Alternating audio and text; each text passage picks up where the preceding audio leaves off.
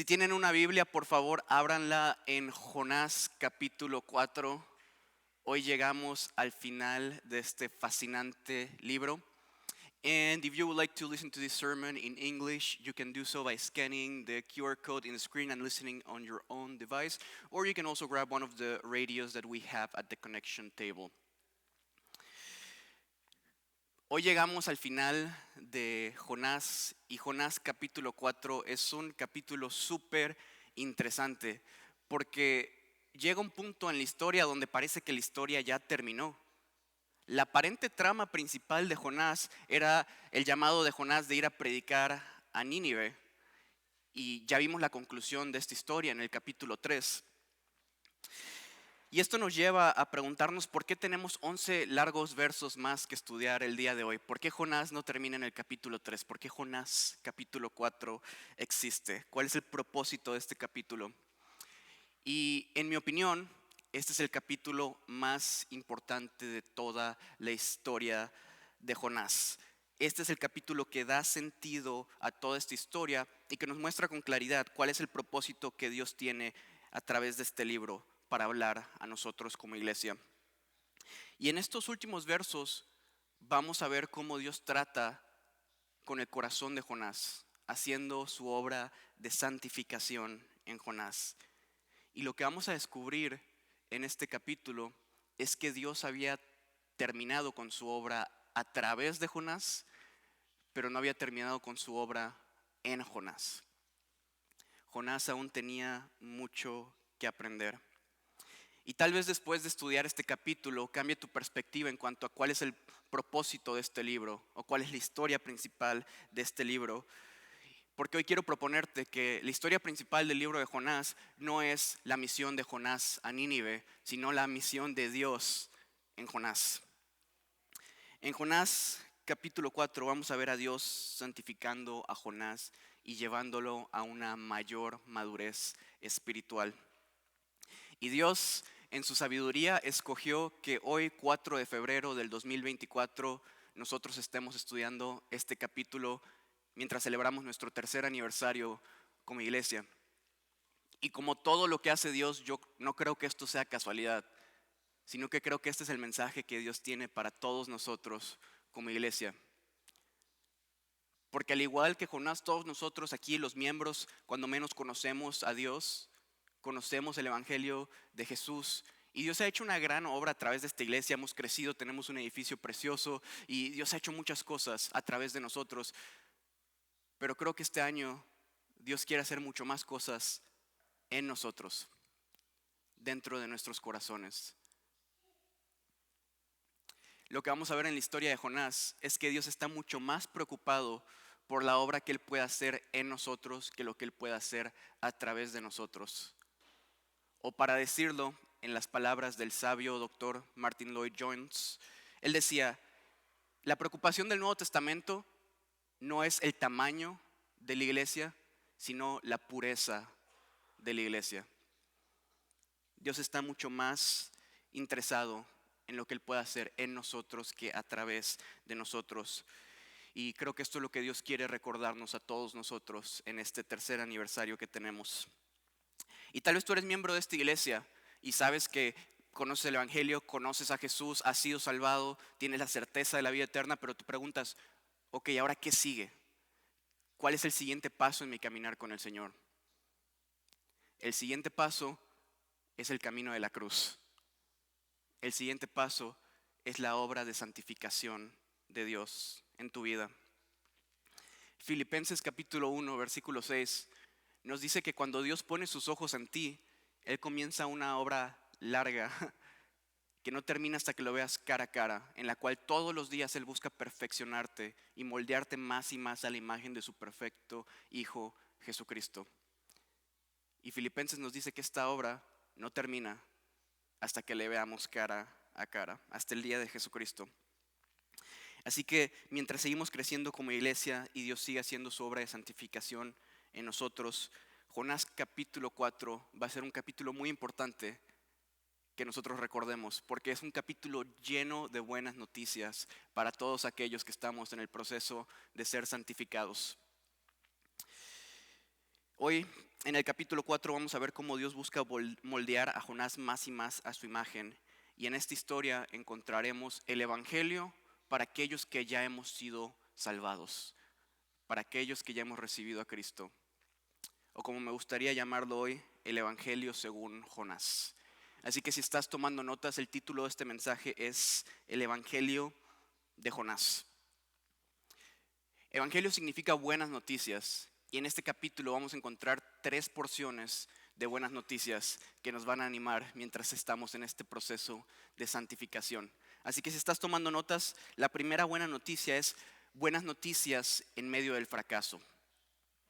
Número 2, buenas noticias en medio de las pruebas. Y número 3, buenas noticias para el futuro. Pero antes de comenzar, quiero que leamos el texto entero juntos como iglesia y que después pidamos al Señor que bendiga nuestro estudio. Así que si tienen una Biblia, vamos a estar leyendo Jonás capítulo 4, versículos del 1 al 11. Y dicen así: Pero esto desagradó a Jonás en gran manera y se enojó. Y oró al Señor y dijo: Señor, ¿no era esto lo que yo decía cuando aún estaba en mi tierra? Por eso me apresuré a huir a Tarsis, porque yo sabía que tú eres Dios clemente y piadoso, tardo en enojarte y grande en misericordia, y que te arrepientes del mal. Y ahora, oh Señor, te ruego que me quites la vida, porque mejor me es la muerte que la vida. Y el Señor le dijo: ¿tienes acaso razón para enojarte? Entonces salió Jonás de la ciudad y se sentó al oriente de allí misma, y se hizo un cobertizo y se sentó bajo la sombra, hasta que sucediera algo en la ciudad. Y el Señor dispuso una planta que creciera sobre Jonás para que hiciera sombra sobre su cabeza y lo librara de su incomodidad. Y Jonás se alegró grandemente por la planta. Pero Dios dispuso que un gusano, al rayar el alba del día siguiente, atacara a la planta y ésta se secó. Y sucedió que al salir el sol, dispuso Dios un sofocante viento, y el sol hirió la cabeza de Jonás y él desfallecía y deseaba con toda su alma morir, diciendo: mejor me es la muerte que la vida. Entonces Dios dijo a Jonás: ¿tienes acaso razón para enojarte por causa de la planta? Y él respondió: tengo razón para enojarme, hasta la muerte. Y dijo el Señor: tú te apiadaste de la planta, por la cual no trabajaste ni le hiciste crecer, que nació de una noche y en una noche pereció. Y no he de apiadarme yo de Nínive, la gran ciudad en la cual hay más de 120,000 personas que no saben distinguir entre su derecha y su izquierda, y también muchos animales. Esta es la palabra del Señor. Recibámosla como tal esta mañana. Padre amado, es increíble que podamos conocer cada día más y más tu bondad, Señor, y no deja de impresionarnos. Señor, al ver este capítulo quedo en asombro de tu increíble misericordia y perdón a gente rebelde y pecadora como nosotros, Señor. Yo te pido que hoy tú, por favor, nos reveles más y más de tu carácter, Señor, y nos ayudes a quedar cada día más en asombro del increíble Dios al cual servimos, Jesucristo. Oramos en tu nombre. Amén. Versículos 1 y 4. No sé si alguna vez han visto una película en la cual nada tiene sentido. Estás viendo la película y como que nada tiene sentido y dices: ¿de qué se va a tratar esto? Pero de repente hay una escena, unos 10 minutos, 5 minutos en la película que dan sentido a toda la trama. Esto es exactamente lo que yo siento cuando leo estos primeros 4 versículos. Porque hasta ahora lo que hemos visto en nuestra historia es que Jonás no quería ir a Nínive. Jonás había hecho todo lo posible para evitar el llamado de Dios a Nínive, pero no sabíamos el por qué. Y los versículos 1 y 4 nos dicen el por qué, y el por qué es muy triste. Jonás no quería ir a Nínive porque él no quería que los ninivitas recibieran el perdón y la misericordia del Señor. Jonás quería que Dios juzgara a los ninivitas. Y quiero que presten atención en el versículo 2, lo que Jonás le reclama a Dios. Jonás le dice: por esto me apresuré a escapar a Tarsis, porque yo sabía que tú eres clemente, que tú eres piadoso, que tú eres tardo en enojarte y grande en misericordia, y que te arrepientes del mal. Quiero que analicemos de dónde está viniendo el enojo de Jonás. Jonás está enojado porque Dios es clemente y porque Dios es piadoso. y porque Dios está lleno de misericordia. Y después de todo lo que ha pasado Jonás parece no darse cuenta de que los mismos atributos de Dios por los cuales él está enojado son los mismos atributos por los cuales Jonás está con vida. Quiero que se imaginen qué sería de Jonás si Dios no fuera misericordioso y piadoso y no perdonara la maldad. Jonás en este momento estaría en lo profundo del mar, o estaría en el vientre de un pez, o literalmente sería el estiércol de un pez. Dios estaba en todo su derecho de juzgar a Jonás por su rebeldía. Pero Dios no es así. Dios es clemente, Dios es piadoso, Dios es lleno de misericordia y Dios perdona la maldad. Y es precisamente por eso que Jonás está vivo. Y nosotros pensaríamos que a este punto de la historia ya Jonás había entendido la lección de la misericordia del Señor después de haber sobrevivido inmerecidamente, de haber sido tirado a una tormenta, de haber sido tragado por un pez. Incluso Jonás parece dar señales de arrepentimiento, porque como vimos en el capítulo anterior, Jonás fue a Nínive y predicó el mensaje de Dios en Nínive. Pero la realidad es que el corazón de Jonás sigue igual de duro y enojado que en el capítulo primero. Jonás sigue batallando con el mismo pecado. Jonás no ha aprendido nada. Y es muy fácil juzgar a Jonás y hacer una lista de los peores profetas del Antiguo Testamento y poner a Jonás hasta arriba en la lista y pensar que Jonás fue el peor profeta que jamás caminó en la tierra.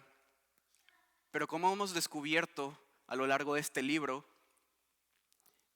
todos nosotros en algún punto de nuestra vida hemos sido Jonás.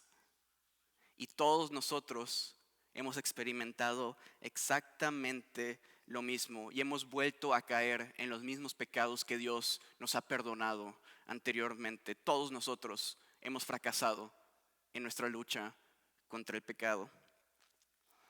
Y tal vez tu lucha contra el pecado no es la misma que la de Jonás. Tú no batallas con mostrar misericordia a tus enemigos, pero tal vez en tu corazón tú sabes que hay orgullo, que hay envidia, que hay lujuria, que tal vez bebes de más, que tal vez te enojas de más.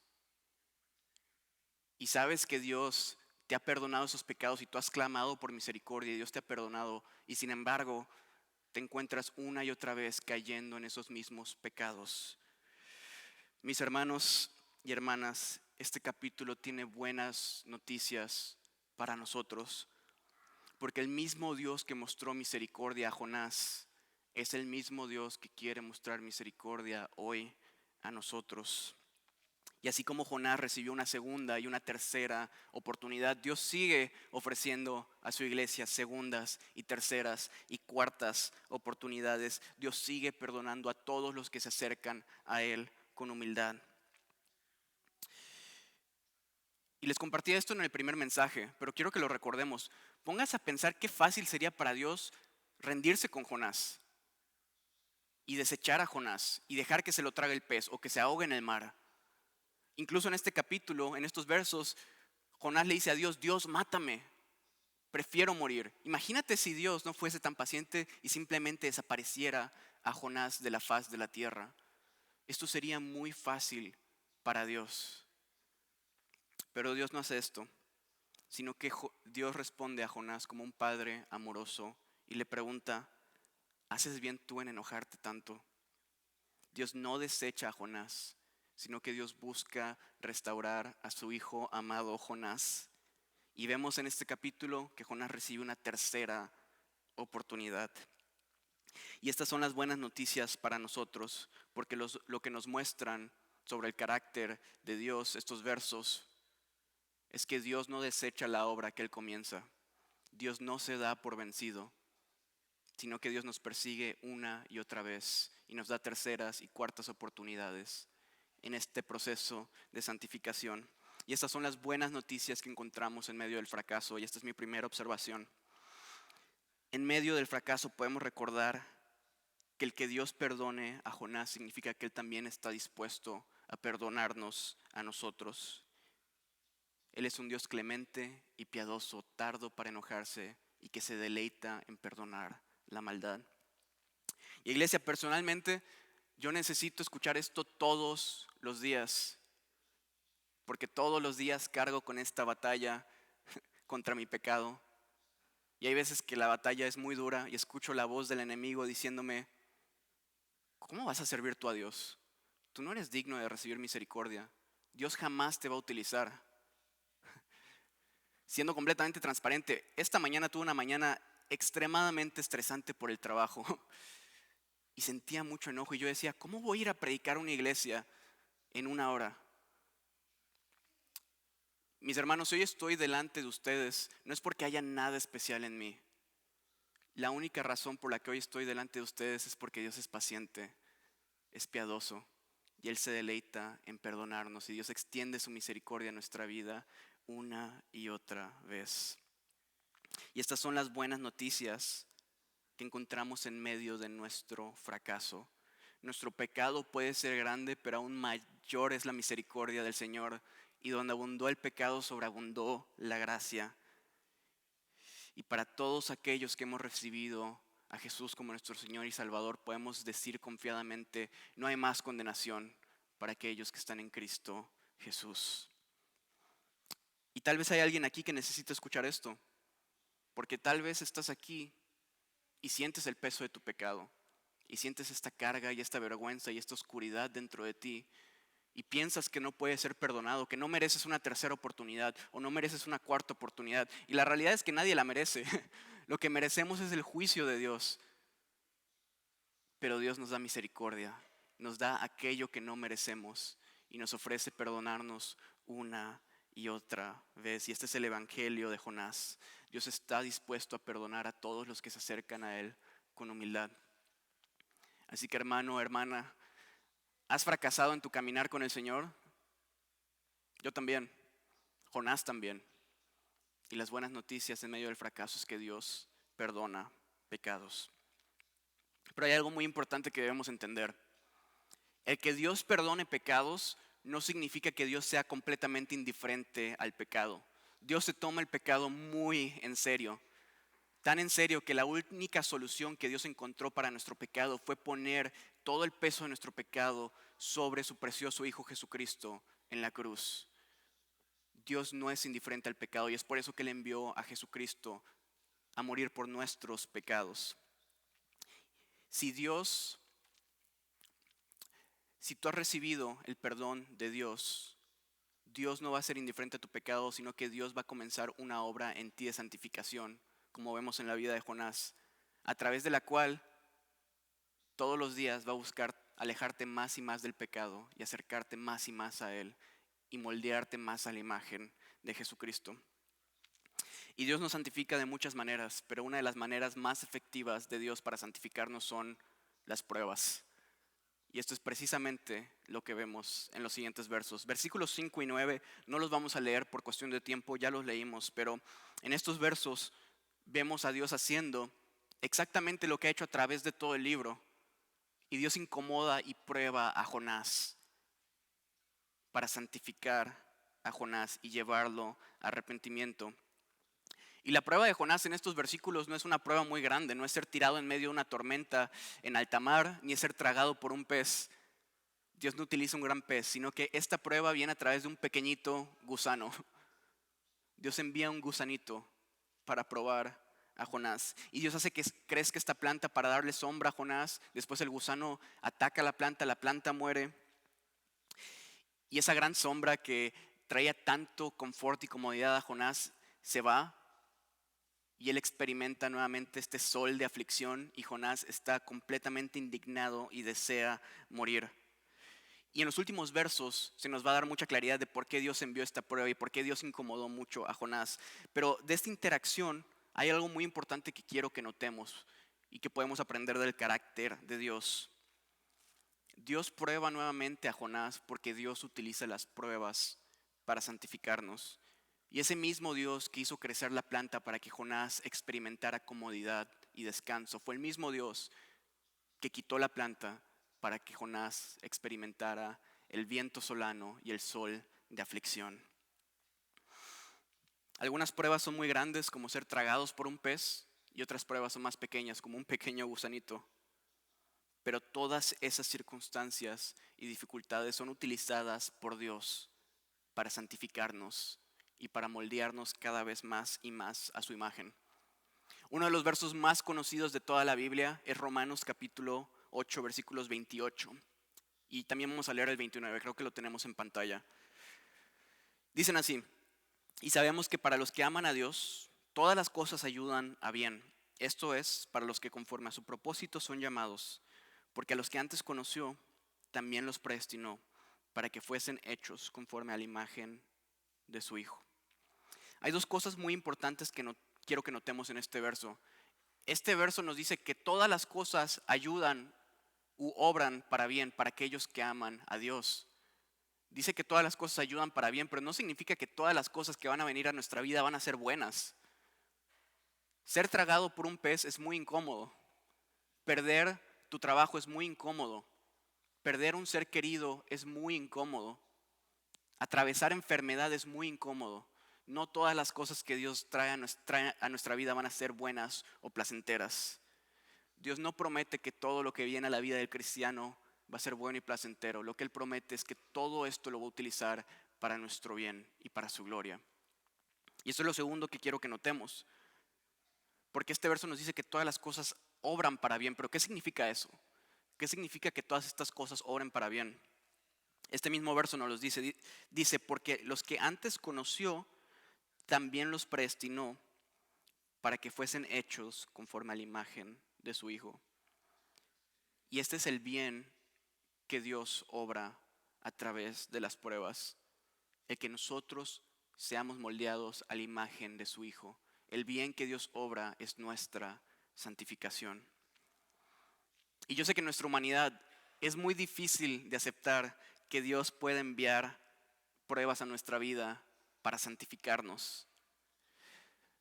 Pero esto es porque nosotros no tenemos un claro entendimiento de nuestro pecado y de cuán peligroso es nuestro pecado.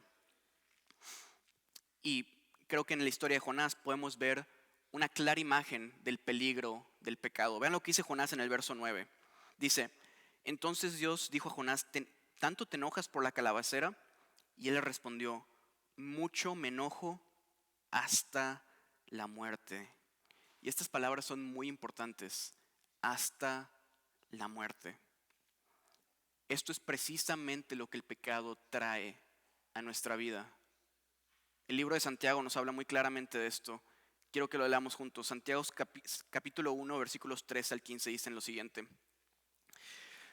Cuando alguien es tentado, no diga que es tentado de parte de Dios, porque Dios no puede ser tentado por el mal, ni Él tienta a nadie, sino que cada uno es tentado cuando por su propia concupiscencia es atraído y seducido.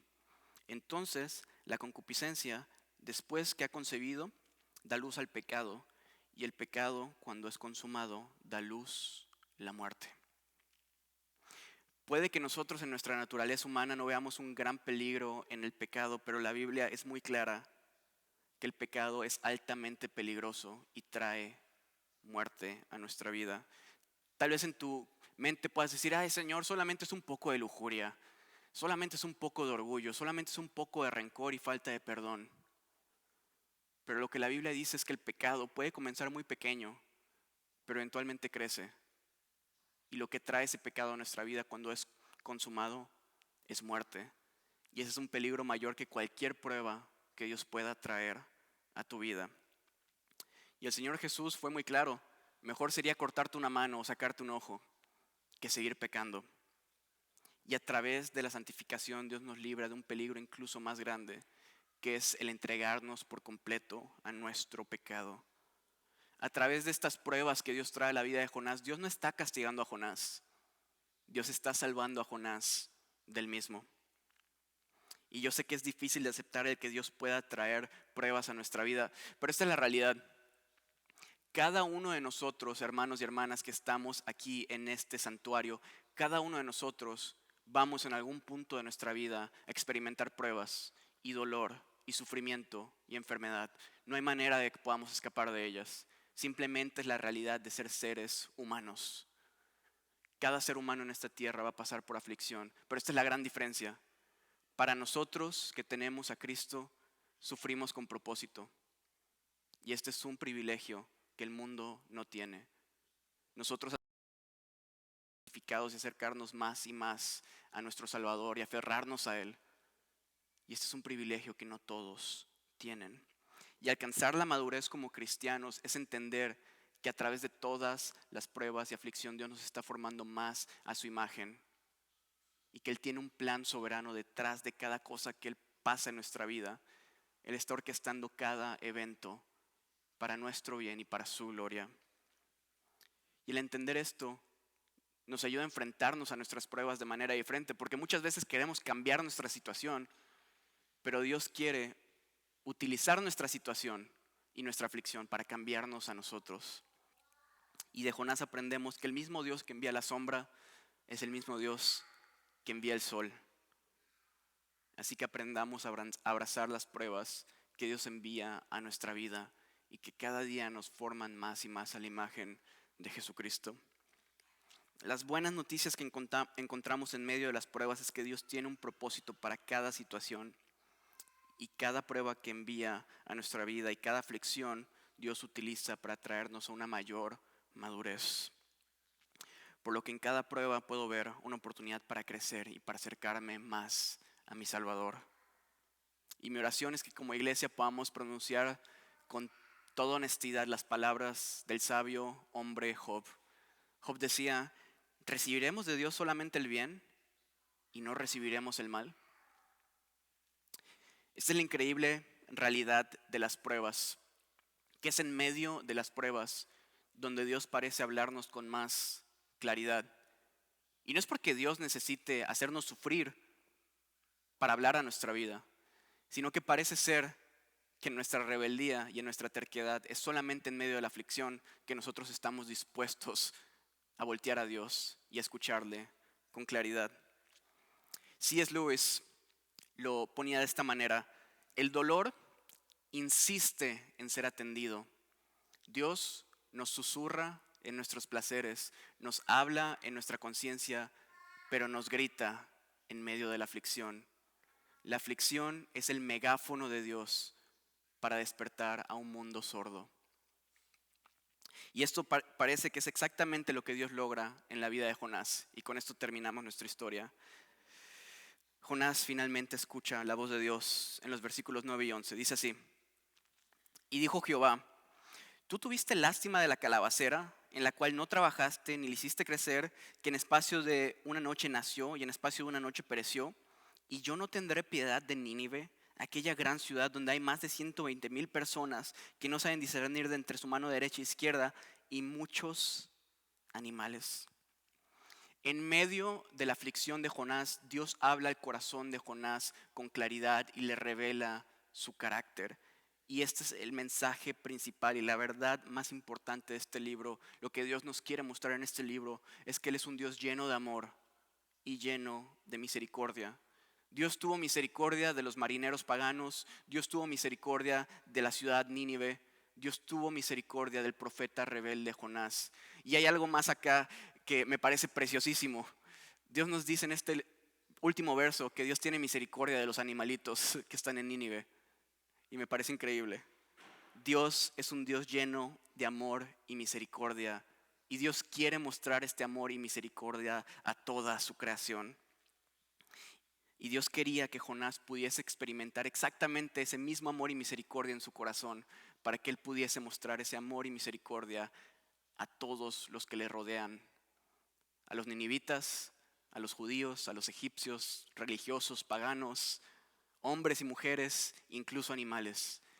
Dios quería formar su imagen y su carácter en la vida de Jonás para que Jonás pudiese mostrar su amor y misericordia al mundo.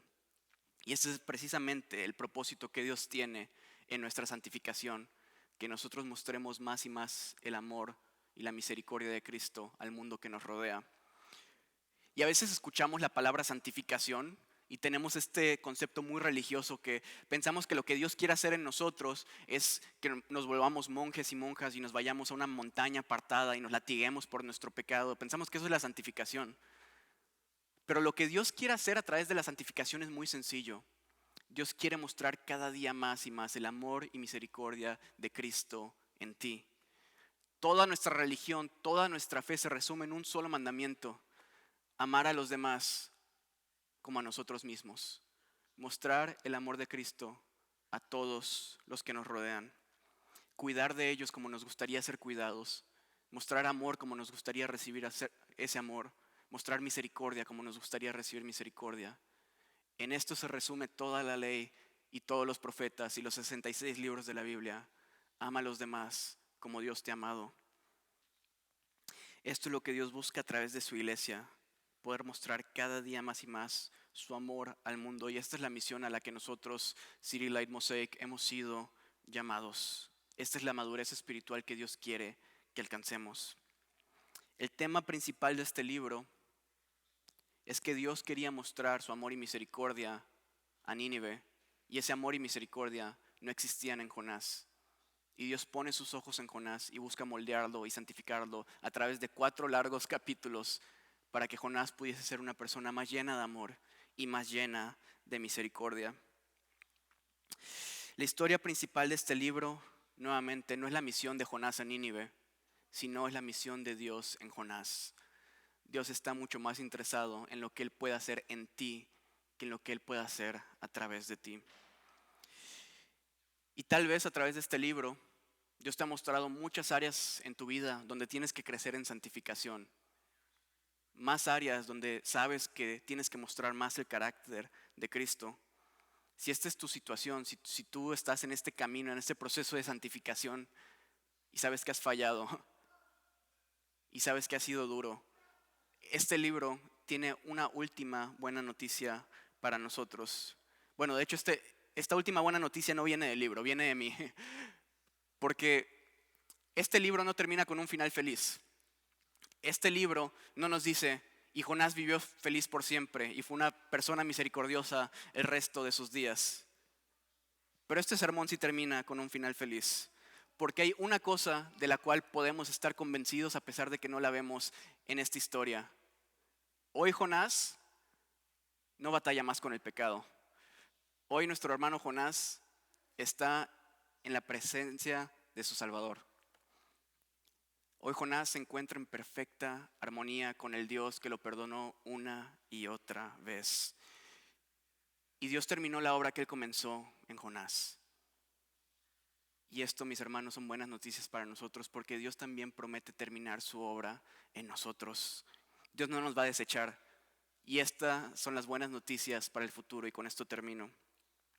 Sin importar lo duras que sean las pruebas en esta tierra, sin importar lo grande que sea nuestro fracaso, si hemos recibido el Evangelio de Jesucristo, Dios jamás nos va a desechar, sino que Él va a terminar su obra hasta que lo veamos cara a cara. Dios promete que un día habitaremos en su presencia en perfecta santidad y Dios terminará su obra en nosotros. Y el día viene, iglesia, está más cerca de lo que pensamos, donde escucharemos: bien hecho, buen siervo y fiel. En lo poco has sido fiel, en lo mucho te pondré. Entra en el gozo de tu Señor. ¿Cuántos aquí anhelan ese momento? Está por venir. Dios lo prometió y Él es fiel para cumplirlo. Y lo increíble de este mensaje, hermanos y hermanas, es que este evangelio de gracia podría parecer para nosotros una licencia para pecar. Podría parecer que toda la gracia que Dios nos da libremente es una excusa para que nosotros podamos ir y pecar a gusto. Pero cuando realmente entiendo el amor de Cristo revelado en la cruz, el mensaje del evangelio causa exactamente el efecto opuesto.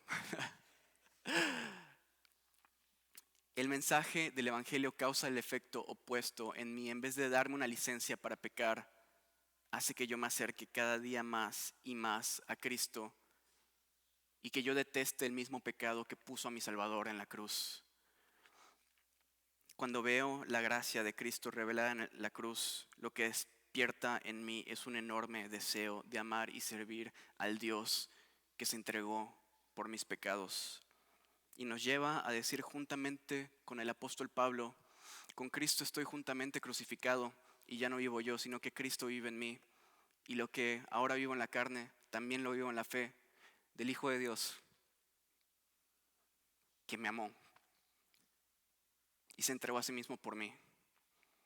Es entender ese amor revelado en la cruz lo que me lleva a crecer en santidad. Y esto es muy importante porque el hecho de ser amado y aceptado por el Padre es lo que nos da la libertad de poder vivir en santidad.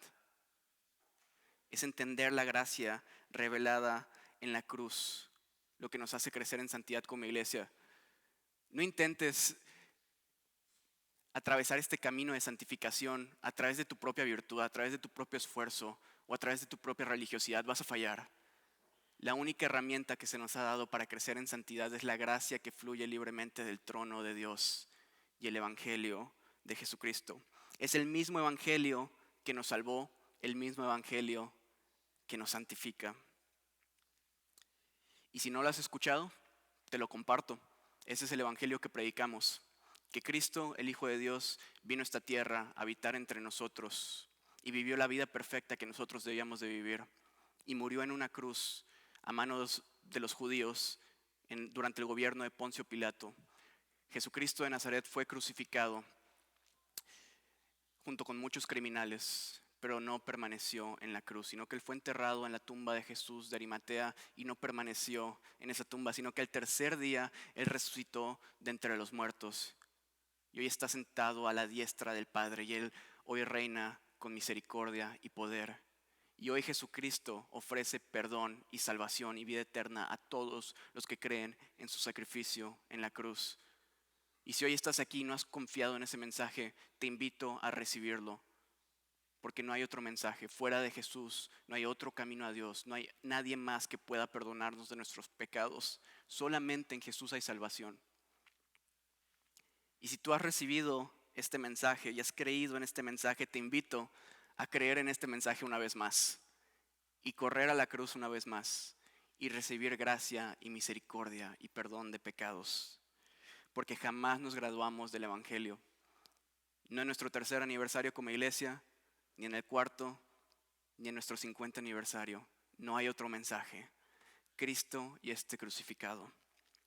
Y el mismo evangelio que nos salva es el evangelio que nos santifica hasta el día que veamos completada la obra de Dios en nosotros y le veamos cara a cara. Amén. Oremos. Padre amado, muchísimas gracias por tu increíble y precioso evangelio. Padre, gracias por entregar a tu precioso Hijo Jesucristo por nosotros. Gracias porque nadie de aquí, Señor, merecía misericordia. Pero tú, Señor, eres clemente, piadoso, grande en misericordia y te deleitas en perdonar pecados. Señor, mientras meditamos en tu evangelio en este tercer aniversario como iglesia, te pido que tú nos ayudes a ser una iglesia que esté cimentada en este mensaje, Señor. No en la sabiduría del hombre, ni en la elocuencia de palabras. Cristo y este crucificado, Señor, no hay otro mensaje. Padre, te adoramos porque eres bueno, eres sabio, eres justo, Señor. Gracias por poner tus ojos en nosotros como iglesia. Gracias por salvarnos, gracias por santificarnos y gracias por darnos una esperanza en medio de las pruebas, Señor. Gracias porque el día viene, Señor, donde estaremos todos juntos en armonía en tu presencia, sin llanto, sin dolor, sin pruebas. Y todo esto por tu gran misericordia, Señor, no por nada que hayamos hecho, no por obras de justicia, sino únicamente por la fe. Bendito seas, Padre, porque tú eres el único digno de alabanza. Recibe estas canciones, Señor, que cantaremos como una adoración pura y genuina que ascienda hasta tu altar, Señor. Porque no hay nada que podamos hacer por ti, no hay nada que podamos hacer para pagar lo que tú has hecho por nosotros. Así que simplemente queremos adorarte porque tú eres bueno y porque tu misericordia es para siempre. Amén.